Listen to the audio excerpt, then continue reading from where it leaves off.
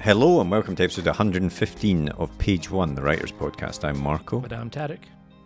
And thanks for joining us on the podcast where we like to speak to writers of all kinds about their writing journeys, find out how they got into the industry and try and get as many hints and tips from them as possible. And we've been on a bit of a crime run with our guests recently. We had the brilliant Chris Whitaker and the award-winning Janice Hallett. I'm pausing there because... Never going to let that go. No, I'm not. Because Janice was in the same category as Tarek. And she wrote a much better book, which is... But at those awards, we're continuing that theme because at those awards, one of the hosts was this week's guest. Yeah, this week we are chatting with Victoria Selman, who is the host of the Crime Writers Association Award. She's also the host of Crime Time FM, or co-host of Crime Time FM, and she's written a number of crime novels. Her latest is the book of the moment, really. It's kind of everywhere you look right now. Truly, Darkly, Deeply, and it's a really fantastic book about relationship between a serial killer and their child. And it's a really kind of interesting take on the serial killer crime story. Yeah, definitely. And it's only been out at the time of release of this episode a couple of weeks, I think. It's already in the bestseller charts. The film rights have been sold, so it's been a massive success. Yeah. And obviously we speak to Victoria about that book and where the idea came from, and also talked to her about her previous books because this is her fourth book, but it's the first book with a new publisher. So we talk about switching publishers, switching agents, and how that happens, and how that's quite a big step to take for writers because it's so difficult to find these people in the first place when you're starting out. Exactly, yeah. But sometimes it can be the right move. That's the thing. So, it's a really good chat. And she also talks about her planning process and things like that. So we'll get straight into it after a quick advert for our writer's notebook. But then we'll be back at the end of the podcast with a bit more chat and to let you know about next week's guest. But for now, on with the podcast. The blank page. To some, it's terrifying, an obstacle to overcome. But we prefer to think of it as an opportunity, a blank canvas to be filled with all of the adventures and characters in our head. So how to overcome that fear? Well, we all know the best advice for a writer is write. Seriously, get words on the page and more will follow. But what about later, when you start trying to pull those threads of what you've written together? What about the character you wrote about way back at the start? Who was she again? What was she carrying? And where did she leave the MacGuffin that she now really needs in the third act? Think about all those top thrillers you like to read, or that amazing drama you just watched. What did they all have in common? Structure and planning. As aspiring writers ourselves, we've tried many different methods to try and organise all the thoughts about the stories we want to tell. We've been there searching for a piece of scrap paper to note something down, or making a quick note on our phone in between meetings. Or sometimes we'll make a note in whatever notebook we're carrying, or a document on our laptop so we don't forget that great idea. Let's be honest, it can all be a bit messy and it's easy to lose track of everything. And that's when we realise it's not just the story that needs structure and planning, but the way we gather all of our thoughts about it as well. And so we made Page One. Page One is more than just another notebook. It's a place to put down all your ideas for your latest project, divided into easy-to-use sections that will help you plan your story, so that when that blank page comes calling, you're ready to answer. And then afterwards, once it's written, we realised you need to plan how to let people read it, so we included a section relating to submissions. Each one is designed for one project, whether you want to write a book, screenplay, a comic, or any other kind of story. We truly believe that when you use it, it will help you get to the main event, writing your story. So we hope this helps. We can't wait to read what you come up with. And remember, every story starts with page one.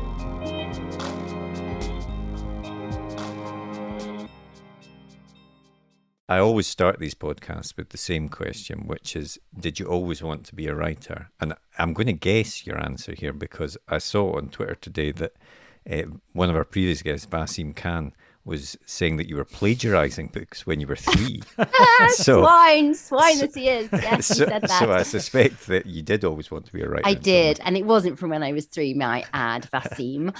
Yes, you know what? I think so many of us, as I was saying to Vasim, I think who end up writing now, we've always wanted to write. And if we haven't always wanted to write, we've certainly always loved books. So it's always started from there. For me, though, I did always want to be a writer. And I wrote my first, very much inverted commas, novel when I was 7. So not 3, but 7. Okay. And this was a 2A4 side novel. But to my mind, it was a novel and it was going to be published and I was going to be well famous by the time I was 8. And none of that happened. And I think it's got lost somewhere in my parents' garage, probably. What was it about? It was, well, this is where Vasim said it was plagiarized, or maybe I said that to him. It was, I reckon it was a rip-off of Narnia without me realizing I was actually doing that. And it was a world of walking, talking dogs. And there was an evil witch who was a bit like the White Witch in Narnia, I suppose, who turned people to stone. Although it was ice. In mine, it was ice. So it wasn't completely far enough removed, I think. Yeah, exactly. Yeah, I think so. Vasim has maligned me big time. And then I read that you didn't write again for about 30 years after that first after this first break. Well, sort of. I mean, I wrote little bits and pieces as I was, in my teens and, as we all do in notebooks, but nothing proper. And I think it was funny. Life, I always wanted to be a writer, but life sort of got in the way and you forget your dreams, don't you? As you have paychecks, or rather you need paychecks, I should say, and rent to pay and all those other things. So I left uni and I got a job and I dedicated my time to that and seeing my friends, everything else. And I always read, but I didn't write. And then one day, I have 2 children now, and my youngest child was 2 and was just starting preschool, actually, just like an hour or so a day, whatever. And my husband and I was one morning and we were just having one of those silly chats about what would you do if you won the lottery? And I said, I would be a writer. And he looked at me and he said, you're not working at the moment. And I wasn't. It was true. I had my own business at that point, but I pressed pause on it so I could look after the kids. And you have a couple of hours in the day when Joey's at nursery. Why don't you write? Why don't you do it? What's holding you back? And I thought, that's true. And it's weird. It had never occurred to me that actually I might be able to do it. And I straight away enrolled in a creative writing course at the City Lit, which I can only say changed my life because suddenly it put into focus a dream that had really only ever been a hazy fantasy. And I don't know about you guys. I don't think you can teach somebody how to write. You certainly can't teach them storytelling, but you can teach them techniques. And I learned techniques that I'd never really thought about. Silly things like, for example, avoid similes. Make a simile a metaphor if you want to use one. Don't use adjectives. Don't use adverbs. Let the verb speak to itself. Concrete nouns are create more of a picture than an adjective will. Things like that certainly hone the way you write and polish it. And that was really interesting. But the other thing that the City Lit creative writing course gave me that I'd never had before was critiquing. So I'd always critiqued other things. I mean, I did English A-level. So obviously, in that sense, I was very much looking at style and what did and didn't work and why something worked. And of course, as readers, we nearly all, I certainly, I'm sure you do as well, read with an analytical hat on. I mean, particularly if it's a book you've enjoyed, one of the things I'll think about afterwards is why have I enjoyed it? What is it about the book that's really transported me the way it has? So I've always done it to an extent, but sitting in a group and having my own work critiqued and critiquing in a very technical sense other people's work teaches you so much about how you're writing. So that really transformed.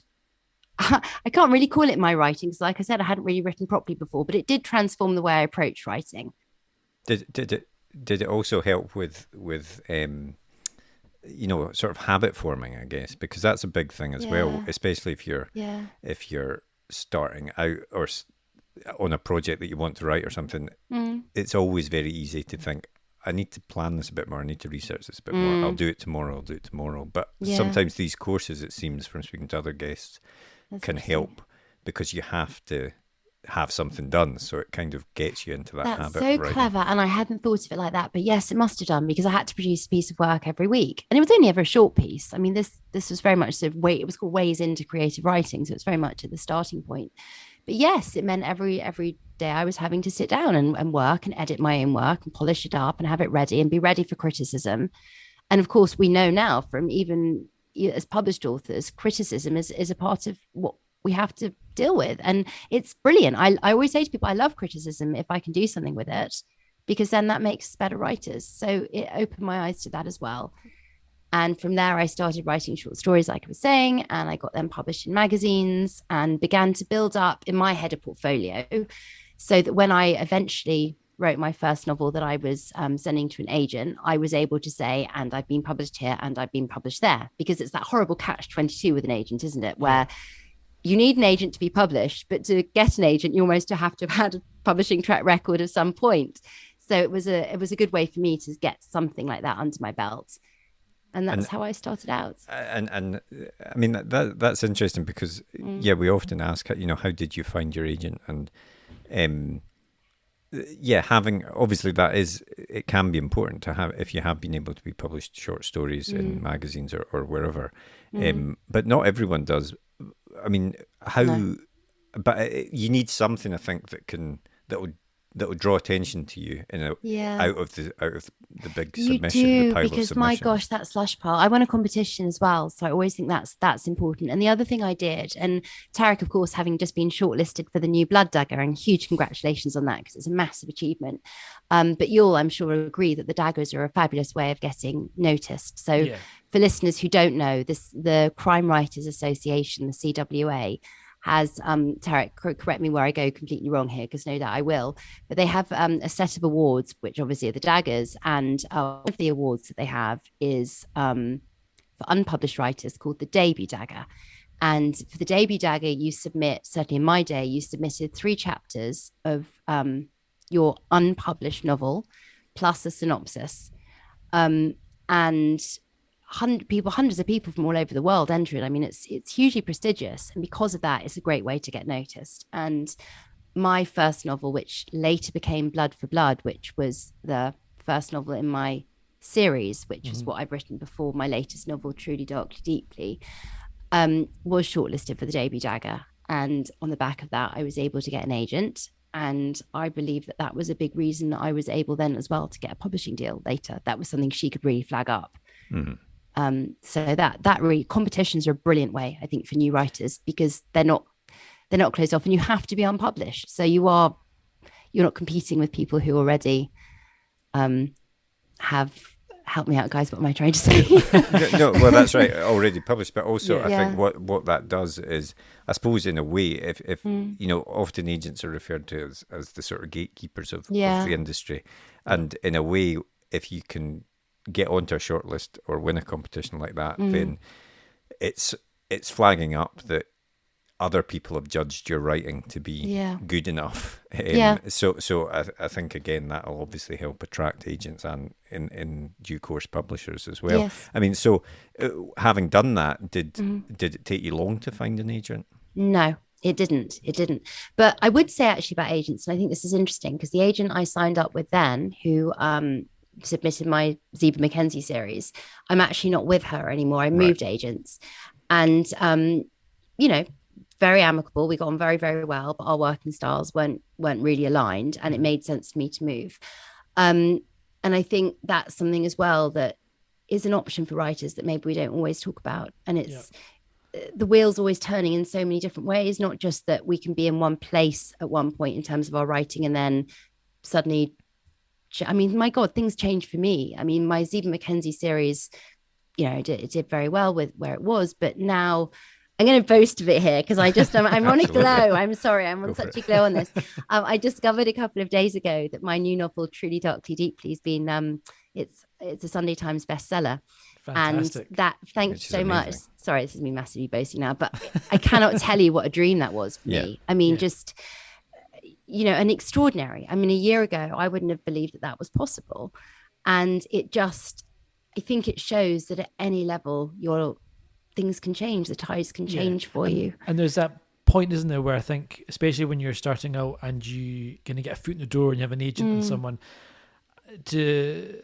when you know how hard it was to get to that point, and the thought of chucking that away and starting again, it's you kind of think, well, why would I do that? I'll just stay here, and that might not always be the best thing for your career as a writer. Sometimes you do need to say, actually, we're Yeah. not working out together, and it can be very amicable and stuff, but you do say, actually, I need to go somewhere else where I think so. help me Well, we were grow. talking about this before we hit record, because I know that it's something that we're both, have thought about at different points. And I think it's really important as a writer to always to be asking yourself, what is it that I'm wanting? Where do I want to be? And you don't have to be pigeonholed. You don't have to be stuck somewhere. And you can take charge of your own career at whatever stage, even before it's been published. Where do I want to be? What is my goal? And to believe that you can get there. I suppose the thing is, especially if you haven't yet been picked up or something like that, the struggle to get picked up is huge. It's hideous. Let's be honest, it's the most hideous time. They call it an emotional roller coaster. It's not. It's an emotional descent into hell.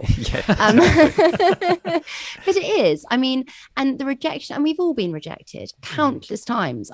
From the very greatest, I'm sure Lee Child was rejected, and all the people who've gone on to send millions and millions of books. It happens to all of us, and I truly believe it makes us stronger. Actually, as horrible as it is at the time, it gives us that thick skin that we do need, because we will always get bad reviews. We will never, any of us, always get everything that we want. And those first rejections, I think, are the first learning things on the path of learning, that to deal with that is part of the life of being a writer.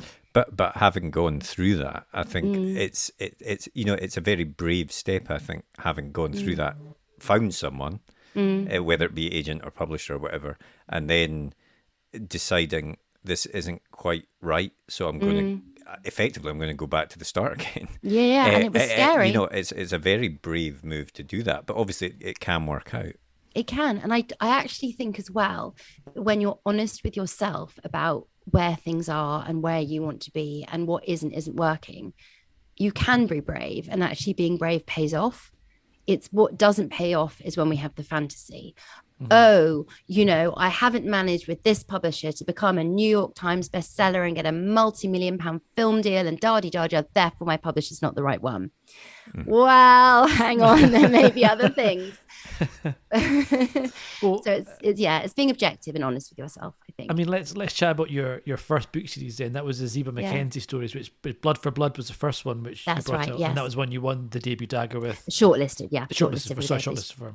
Yeah. And I think I think it was on your website perhaps, that you talked about inspirations behind that series, and you mentioned people like Lee Child, because he writes such kind of movie-like stories that you can kind of visualize in your head, and Thomas Harris because of the characters. And is that stuff that you've always enjoyed reading growing up? Is that stuff that you've always I grew up reading, you know what, in my teens, it's funny because my kids are teens now, and I'm looking at what they're reading, and it's very different to me.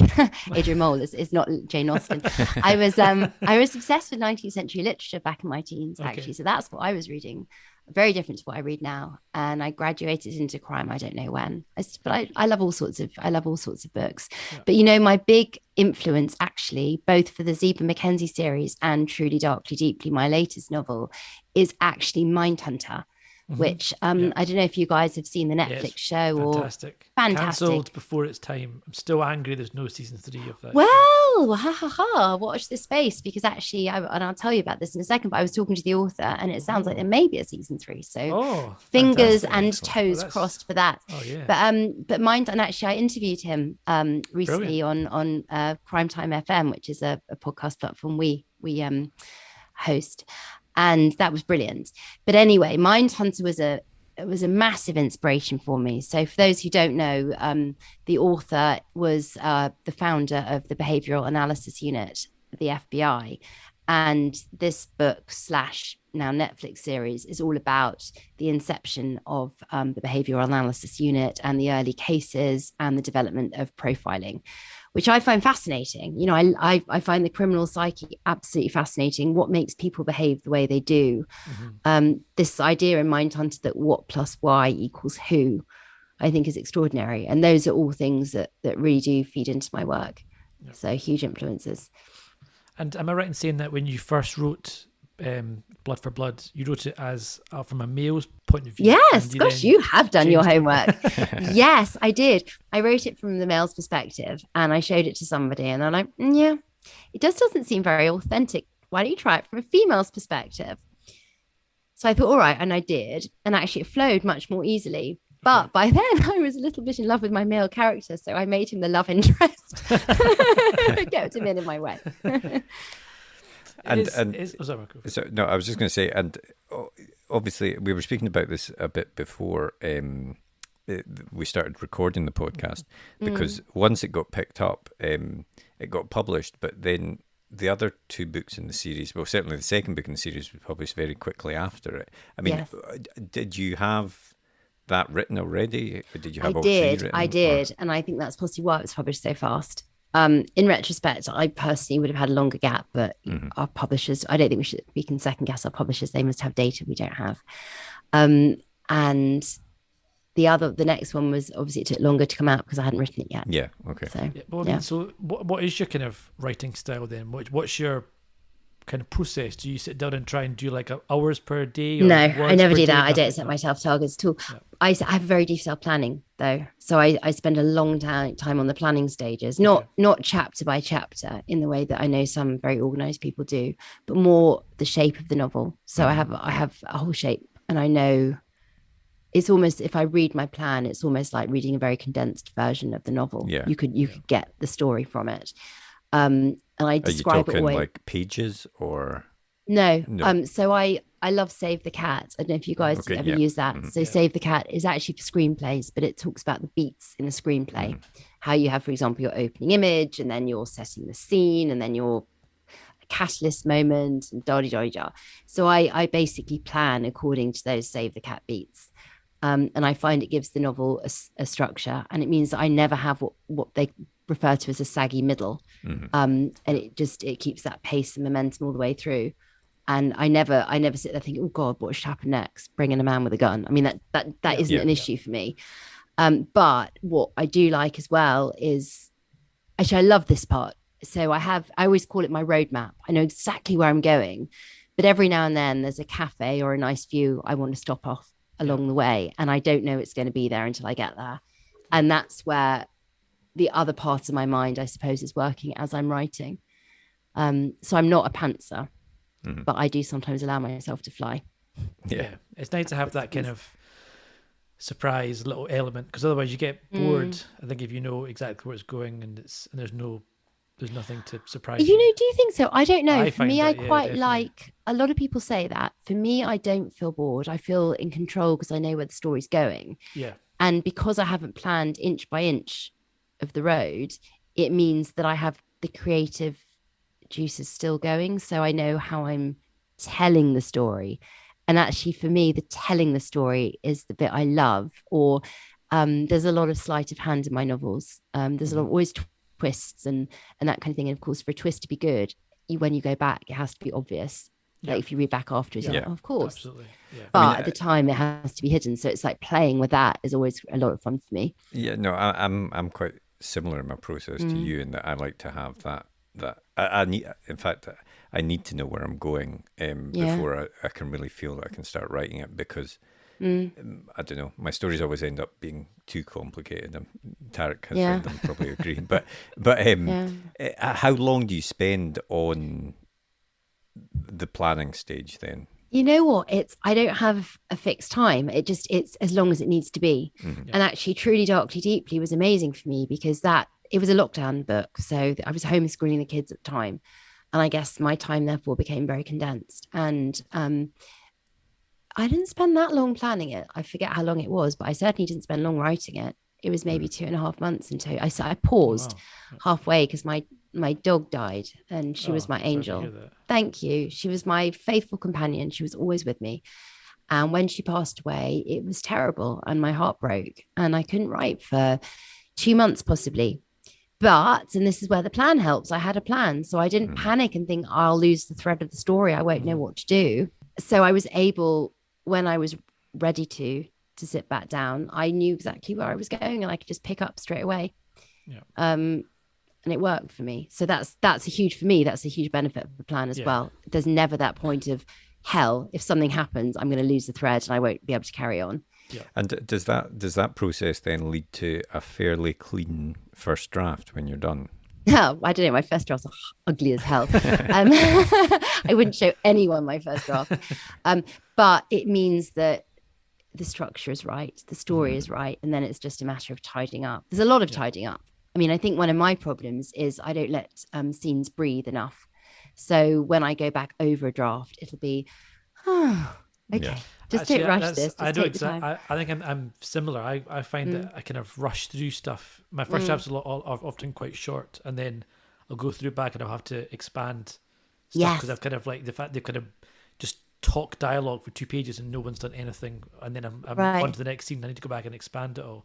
Yes, that's exactly it. It's almost like my first draft is almost an extended plan if you think about the way my plan is, and then I'm just coloring in the lines and softening the edges and that kind of thing. And when you're writing a series of books, how do you do planning for that? Do you plan ahead in terms of where book 2, book 3 is going to go, or is that kind of spontaneous? So I did. So I had arcs, so I knew what was going to happen to the character across the books. But each book is very much a self-contained story. So I wanted it to be able, or for a reader rather, to be able to pick it up at any point at any of the books and read them and enjoy them as standalones. But if they enjoyed them, then they could pick up the others as well. But Truly Darkly Deeply is very much a standalone. And therefore I haven't had to worry about that. Well, let's talk about Truly Darkly Deeply then. Do you want to tell us what it is about? What is it about? Oh, the dreaded elevator pitch. I know. How do you condense a novel into a few lines? Exactly. Okay. So it is a serial killer's legacy told through the eyes of his daughter. And 20 years after he's been imprisoned, she still can't be sure whether he's actually guilty. And the book opens with her receiving a letter from him from prison saying he's dying and he wants to meet. So for her, there's obviously the question, will she finally get the answers that she craves? And if so, will the truth set her free or will it bury her deeper? So it's very much, it's a serial killer thriller in many ways. I mean, this killer is going around killing women who look exactly like her mother. So there's a personal element, and also he's committed the crimes. It's told very much like a true crime story. So it's interspersed with blog posts and podcast extracts and things like that. But it's a serial killer thriller with a difference in that there's no blood in it really. And it's almost not about the crimes. I mean, they're almost told at the periphery. It's much more about the relationship. And I'm much more interested in how loving a serial killer would affect you. How would finding out your father may or may not have been a killer affect you growing up? How would it affect how you trust people again? Could you trust people again? What about the guilt? Would you feel guilty that maybe if you'd realized sooner what was happening, that lives would have been spared? And of course, because she can't be sure whether he's guilty, there's a whole other level of things for her to deal with as well. So how has it affected her growing up? How can she ever move on from that point? Where do you go from that? And hopefully gets the reader to ask themselves questions as well. How would I react in that situation? What would I do?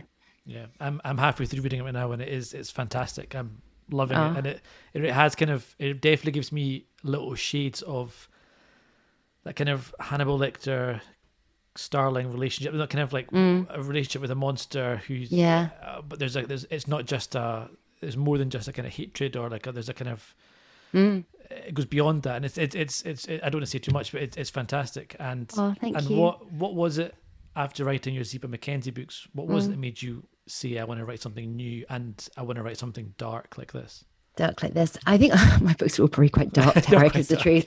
But first of all, I think I needed a break from the series. That's for sure. You get to a point with the series where not that you're bored of your characters exactly, but you're not as fresh maybe as you were at the beginning of the series.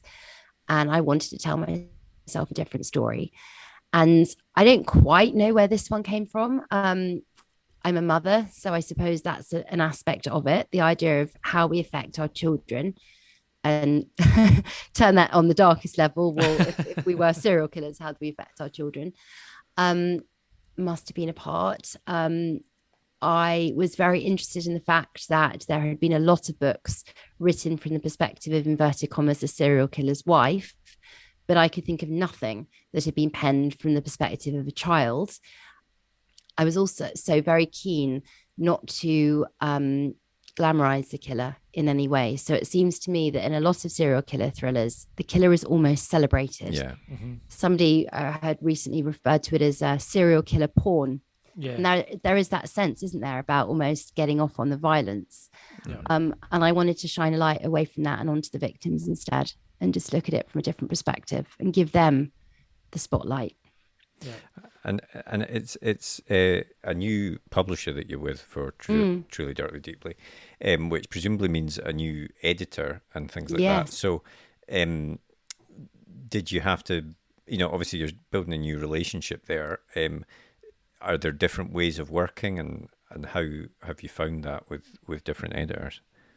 There are always different ways of working, aren't there, I guess. It's been fine, the transition from that perspective. But so my editor is Steph Beerworth at Quercus, and she actually preempted the book within 24 hours of this going off on submission. Wow. So I knew she loved it. It meant a lot to me to have an editor who loved my book, and who had a real passion. And from the very beginning, she got it. She just got what I was trying to do with it. And so we never had those cross-wire conversations. And this is going to sound very corny, but it therefore meant that it wasn't a matter of having to navigate the cross metaphors, but we basically were both going in the same direction. And it was almost a very instinctive working process. So I really enjoyed working with her. And how do you find getting notes back from editors and agents, and do you have that moment when you read it and if your first thoughts kind of, well, they've not understood it at all, that's total crap? No, it's never have they not understood it. It's, oh shit, how on earth do I go about implementing this? Because you just can't see it, can you? But then when you get down to it and you're like, there's always a day I'm like, oh my god, I'm not going to be able to do it. And then it's take a pause, take a break. Okay, yes, I can manage this. And you get going and you just go tick, tick, tick off on the list and you're all right. But actually, you know what? There weren't that many edits, actually. So there were no structural edits, which was amazing. Nice. And it was much more about, we changed certain scenes a little bit. But fundamentally, we changed the ending slightly as well. She had a very, we took away part of the ending that I had. And it really then sort of fine-tuned it, I think. So that really worked. And we changed some scenes a little bit and actually just drew out the tension, I think, more in those. So it just made it very easy. It was a very straightforward edit and I was very grateful. Nice. And obviously you've said it's had massive success. It only came out last week, I think. And the 7th of July it came out. And it's already on the bestseller lists and everything, which is incredible. But one thing that we sometimes ask our guests when that sort of success happens with a later book, I mean, are you able to identify what it is that you've done in this book that the other books that you didn't do in the other books that have made a difference, or do you just think it's a timing thing or something? Oh God, I wish I could. It'd be nice to have that magic button. Yeah, no, exactly. Yeah, I think it's about the stories that we tell. Some stories just hit it, don't they? And I felt this story very strongly. It was a very easy it's not always the case that a book that's easy to write is going to be a better book. But I think for me, this book and the way it flowed is maybe why it was, in my case, a good book. It does feel like a kind of like a personal book, or it seems to come from quite like a, it's a lot about, it's about the relationship between people and parents and children and stuff. And it feels like and as you say, I don't know whether that means necessarily that it's a better book or that it's going to resonate with the other people more, but it feels like there's more truth in it. Yeah, there's a more emotional heart, maybe. Yeah, exactly, I agree. Yeah. I don't know. There was something for me about this book. It flowed. It was a story I was burning to tell. I mean, I remember when I first thought about it, and I have a thread of my writer friends, and I texted them. I was like, oh my God, this book. I've thought of a book and I can't stop thinking about this. And they were like, shut up and write it. Just go and write it. So I did. So yeah, I think some books set us on fire, and this book set me on fire from the start. And obviously the film rights have been sold as well. which is very exciting. I mean, is there anything you can tell us about that at this stage? Well, the company is Seesaw Films, and they made The King's Speech, which is one of my very favorite films. So that's in itself very exciting. Nice. And like Steph at Quirkers, they also just got the book. They got the heart of it, and I can't wait to see what they do with it. And So, I mean, are you? I mean, I know it's early days, but are you hoping to have any kind of involvement in it, or are you just happy to? honestly, I think along I'd better for the ride? not, because I'm a complete control freak, and if they let me anywhere near it, it wouldn't be fair. And truthfully, I'm excited to see what they would do with it. You know, I'm keen to see it through somebody else's eyes. So you're not going to be too, because I suppose that's the hard side of when you give over your characters and your world to someone else, then you have no control over it, and you watch what they do with it. Yeah. I guess it could be quite tough, or it can be quite exciting to see how they interpret it and change things. But you know what? Once it's a film, it's not my book, is it? It's not my baby. My baby is the one on the page. Yeah. And true. it's just the idea. And where do you, like a reader, if you read my book, you're seeing a picture as I tell you the story, but it may not be the exact picture in my head. It's gone through your personal filters. So every reader of Truly Darkly Deeply is actually hearing or reading a slightly different story in that respect. I also kind of think that the times I've seen film versions of books that have been written by the author, both the script and the book, I mean, I'm thinking of Gone Girl, basically, which I loved the book to death, and then I saw the film version, and for some reason I just didn't, and I don't know if it was too similar, and I was kind of bored because I knew where it was going, and there's so much things about that twist, which once you know what's happening, you're kind of waiting for that to happen just to kind of move things on. Yes, it was so weird. clever of you. I know Thank you exactly very what much. you mean. Yeah. No, but you're absolutely right. You're not sitting back and enjoying the film. No, because you're You're like, well, I waiting know for this is this just and this set to up. I know happen. this is. I know. Yeah, exactly. Yeah. And you can see how. And I don't know how you get around that, perhaps, because so much of that book is about changing your perspective once you kind of realize what's happening. But yeah, I kind of think sometimes you maybe do need to pass it over to someone who knows what to change to make the film version work as opposed to the book. And that's the point. Something can work well on the page and not on the screen. And I'm not a screenwriter. I'm not, and it's not just a matter of taking out all the dialogue and putting that on the script. There's a lot more that goes into it than that. So I wouldn't have the skill set, I don't think, to be able to do it. Love to go and see it. If they cast someone handsome as Matty, I'd love to go meet him. Don't let my husband hear me say that. But but beyond that, no, I think it's important just to step back, actually. Yeah, no, I think that's right. And actually, touching on what you were saying, Tarek, when you have a sort of slavish adaptation of a book, it can often not work as a film because it's sticking it's sticking too closely to what was on the page, which isn't the format it was written for, really. You're not interpreting, are you? You're simply Totally, yeah.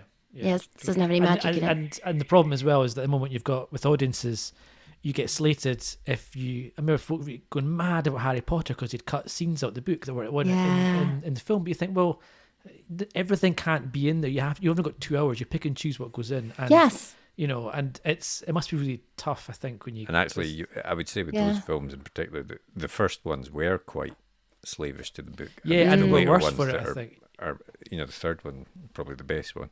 Yeah, totally. What it changed it about a bit, and it was a much better film for it. So I agree with you. Yeah. And of course, but you're now, you mentioned earlier, a massive podcast host of your own with Crime Time FM. And I know you've done podcasts previously to that as well. So is that something that you've always enjoyed doing? Is that you've always quite liked? I like the sound of my own voice, I guess. That's what my kids would say. But how did the Crime Time FM come around? Crime Time FM is a podcast I do with Paul Burke and Barry Forshaw, and we each have our own shows on it. So the platform is Crime Time FM, and my show on it is called On the Sofa with Victoria. And each fortnight, I interview a panel of guests on a particular theme or trend within crime fiction. And it's been great fun. And in terms of why do I enjoy it? I mean, yeah, maybe I like my own voice, but actually I don't, because, I can't stand to listen back to what I've recorded. So I don't think I like my voice at all.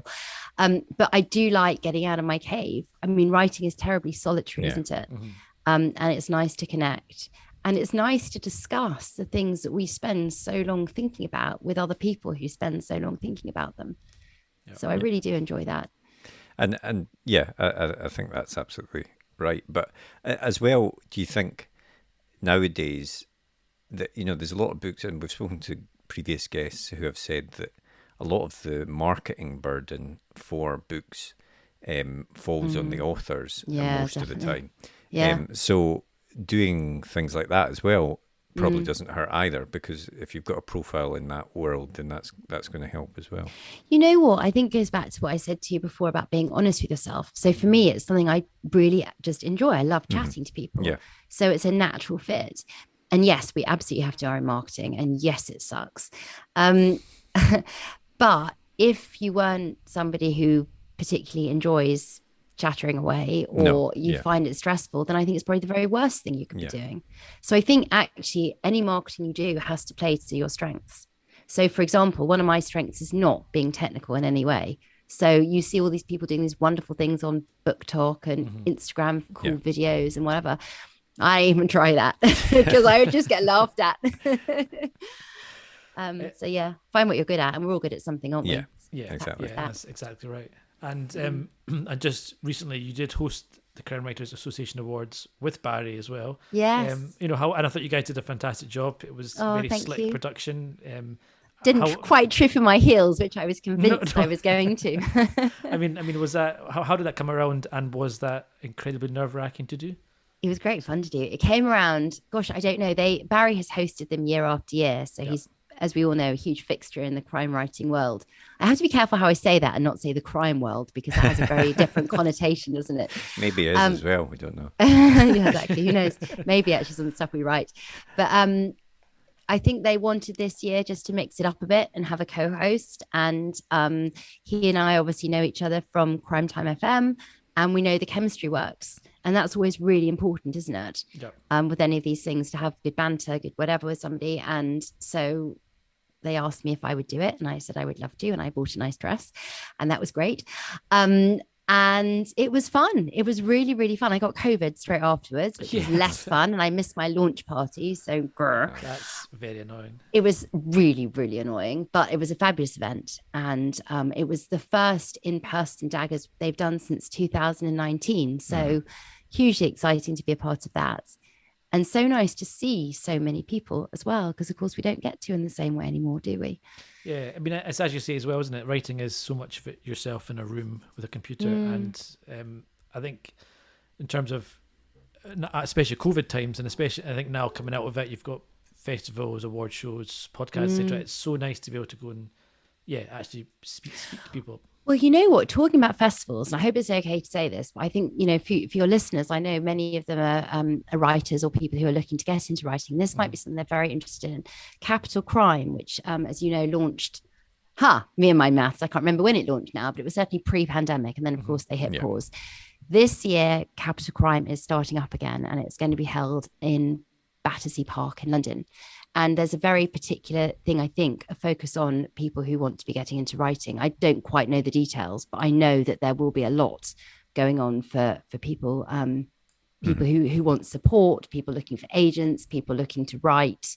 And I think it's going to be a huge festival. I mean, I'm going to be appearing at it, so hey, why wouldn't you want to come? But I'm joking. But there'll be, a lot of fabulous events with a lot of really big name authors as well. So great fun. But I think for new writers as well, there's a real opportunity there. Something definitely to tap into. Yeah, I think especially, it seems to me, the crime writing world especially has quite a good close community of people. They seem to go to the various festivals, and it is a good place for aspiring writers, new writers, to go and meet these people.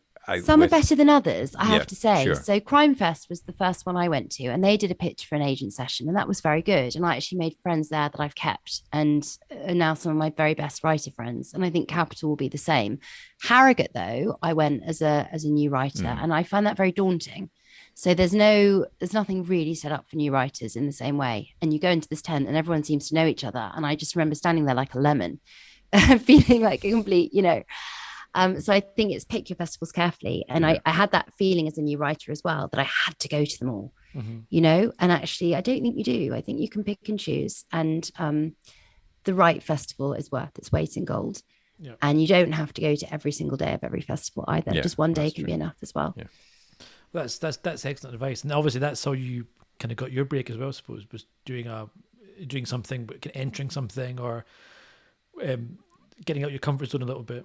So actually, Capital Crime, I went there as a debut, and I did a game show. It was called Whose Crime Is It Anyway?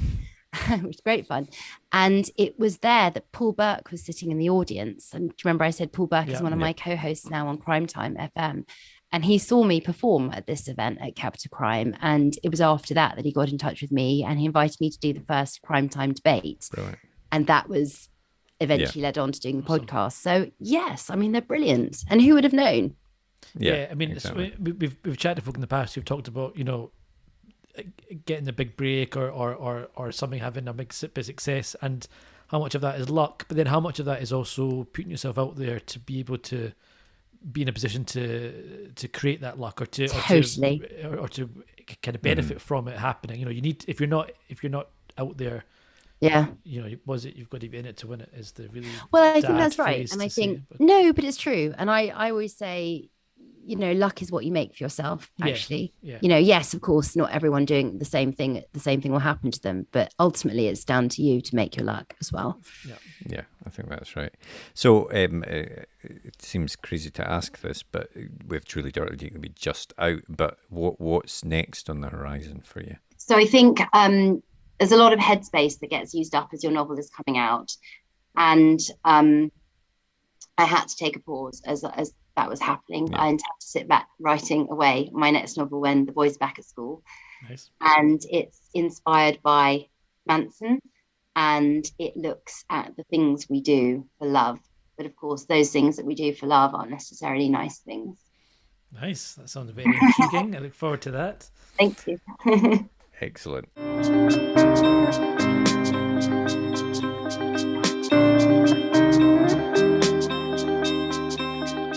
What was the last book that you read? I'm currently reading Black Lake Manor by Guy Moore, which is great. He's, as you, I'm sure you know, he's a brilliant writer of speculative crime fiction, and this is his second book, and it's very clever. It's about a killer that can turn back time. Excellent. Yeah, we have heard about that, and that does sound good. Yeah, that sounds very good. What about the last film that you watched? Oh my golly, what was the last film I watched? You know what? I can't remember. I can tell you the last TV show. We'll take that. Young Sheldon. Okay. Last night, and that was good. I love Young Sheldon. I'm a great fan of The Big Bang Theory, so it's really fun to watch that. But Excellent. Sorry, not quite as dark as some of the things I've No, because sometimes you want obviously the light relief from the horrible dark stuff that you write. You need a bit of relief when you're in my brain. Yes, definitely. Well, the very last thing we always do is a super quick fire either or, and I always say there's no right answer apart from one. But we'll start off with One, we'll go for Jack Reacher or Hannibal Lecter. And what to do? What with? To read or to meet? Well, that's okay. You're drilling down to Interpretation. Well, it's here. got to be Hannibal, hasn't it? Because I mean, Okay. TV or cinema? TV, because I'm a bit nervous about COVID, having had it. Yeah, fair enough. Night owl or early bird? Early bird. I'm not a night owl at all. I'm very boring. Music or no music when you're writing? No music. Complete quiet. And the last one, real book or ebook? Oh, real book. I have to hold a book in my hand. Fortunately, that was the wrong answer. Is that the wrong answer? Why? Yeah. Why is I it don't the wrong know. We've got this stupid thing now where I always say ebook's the answer. Is the big ebook advocate, so yeah. I think it's because I'm not, well, I do love an ebook, but I've become this character now where I fight ebooks corner. I also feel that nobody else fights ebooks corner, so I am the only one. That's because books are nice to hold at your carry. I'm just on the wrong side of it, yeah. You know what? If you're going on holiday, nothing beats an ebook. So No, don't try and crawl back into the ebook side now. You've made your bed, it's fine. I don't like them. I like to hold them. No, I love to collect lovely books as well. And I have on my book, being able to see the books on my bookshelf, I've loved almost to relive them. So I'm all about books. I'm all about the covers. We've always said that, like, I think a great idea would be to have you buy the hardback book, you have that on your shelf, and you get the ebook for free with it. so you can And the read that. audiobook. And the You see, audiobook that's for very free. nice. That's very nice. Although you're clearly not trying to make money here for authors. No, I'm not here. I'm just here from the reader's point of view. I don't care about how much money they make. I love a book. Selfless, though. And I think as well, there's a relationship you have with a book when you're holding it.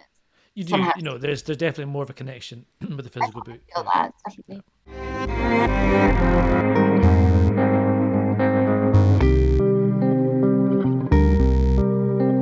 Well, thanks very much to Victoria for coming on to the podcast. Really appreciate her taking the time to do that. And I thought it was really interesting what she was saying about the planning process, because it sounds like she's got quite a similar approach to me, as I alluded to in the podcast there.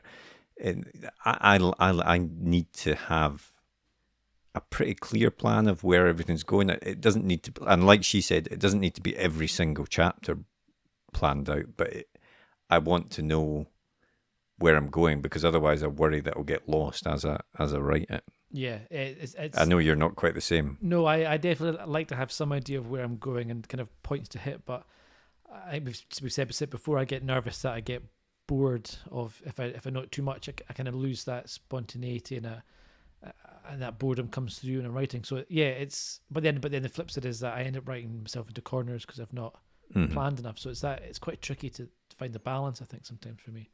Yeah, no, definitely. I think that's true even if you are a planner, because sometimes you can get stuck in the planning stage, and totally. when it would be better actually just to start writing, and I've answer I've might done find it before, itself spent there. far too long planning and not started. And then also, even once you're writing something that you've planned, suddenly you think, actually, this has to go in a different path that I hadn't thought of. And we are but slaves to the stories in our hearts, Marco.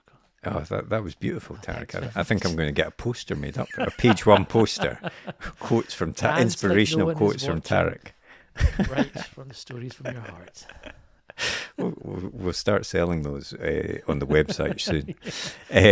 No, but thanks to Victoria for coming on. Truly, Darkly Deeply, obviously, as we say, is a massive success. It's now out, and we'll put a link in the podcast description so you can buy that. We'll also put a link to her podcast. And next week, we are taking a step away from crime with our guest. We're switching tracks a little bit to speculative, sci-fi, fantasy, folklore stuff. A very interesting chat we have with Lorraine Wilson, who kind of writes across a few genres. And we chat about how not getting bogged into one category and that kind of stuff. Which is we chat about that whole thing about what is genre, how important is it, and do writers actually think about it when they're actually writing their stories. Exactly. So it's another good chat, so please do join us for that one. If you enjoyed this episode, please do take time to rate and review us on your podcast app, and follow, subscribe, and all of those things, because that continues to help us get some great guests on the podcast. And of course, if you'd like to get in touch, you can always drop us an email, which is podcast@rightgear.co.uk, or you can send us a tweet in the Twitter machine, which is @UKPage1. But otherwise, have a great week, and we'll see you next episode. See you later. Well, we hope you enjoyed that episode. If you did, be sure to hit that thumbs up button and hit the subscribe button so you never miss an episode like these ones down here. And if you want to get in touch, you can do so by finding us on our social media platforms up here, or drop us a comment way down below there. But otherwise, thanks for listening, and join us for the next episode. See you later.